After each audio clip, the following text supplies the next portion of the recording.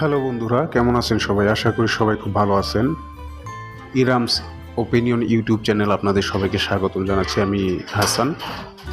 তো বন্ধুরা, আজকে আপনাদের সাথে কথা বলবো মুফাসা দ্য কিং মুভির ট্রেলার নিয়ে, যেটা ইতিমধ্যেই ওয়াল্ট ডিজনি স্টুডিও থেকে ড্রপ করা হয়েছে। Lion King, Mufasa the King, Lion কিংয়ের যে হিরো সিম্বা, তার বাবা মুফাসা, তারই ব্যাক স্টোরি দেখানো হবে এই গল্পে।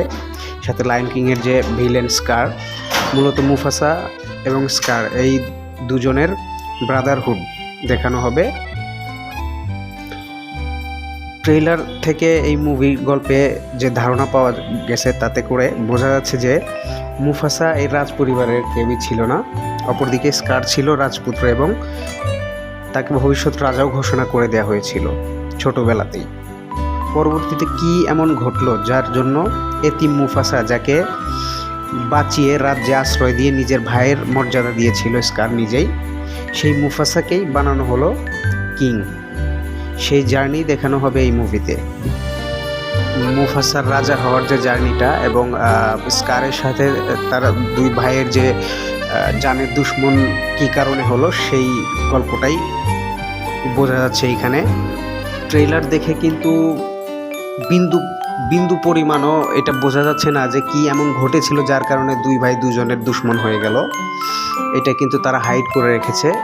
শুধুমাত্র তারা এইটা দেখিয়েছে যে তাদের ব্রাদারহুড যে ঘটনাগুলো সেইগুলো দেখিয়েছে, কিভাবে মুফাসার রাজ পরিবারে এন্ট্রি হলো এই জিনিসগুলো দেখিয়েছে, এবং তাদের একসাথে বড় হওয়ার যে বিষয়গুলো এইগুলো ট্রেলারে দেখিয়েছে। কিন্তু এমন কি ঘটনা ঘটেছিল যার কারণে দুজনের দুশ্মন হয়ে গেল, এই জিনিসটা কিন্তু তারা হাইড করেছে ট্রেলার থেকে, যেটা খুবই একটা ভালো দিক, যেটা দর্শকের মুভি দেখার যে আগ্রহটা সেটা শতগুণ কিন্তু বাড়িয়ে দিচ্ছে। ট্রেলারের শুরুতে যেটা দেখা গেছে সেটা হচ্ছে পুম্বা এবং টেমন আর ওই একটা বান্দর যে ছিল, নামটা আমার সঠিক মনে আসতেছে না, তো ওরা একটা সিংহ ক্যাবকে, লায়ন কিডকে এই গল্পটা শোনাচ্ছে। তো এটাকে একটা ফ্ল্যাশব্যাক বলাই চলে, মুফাসার ফ্ল্যাশব্যাক দেখানো হচ্ছে আর কি।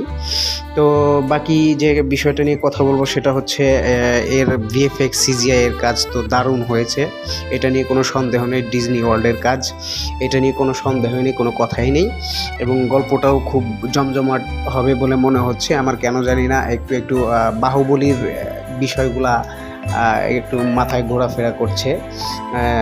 ঠিক সেম না হলেও ওরকমই কিছু একটা ঘটনা হবে যার কারণে একজনকে বাদ দিয়ে, যাকে রাজা ঘোষিত করা হয়েছিল তাকে বাদ দিয়ে এতিম একটা ছেলে যে পরিবারে আশ্রিত, তাকে রাজা করে দেওয়া হলো।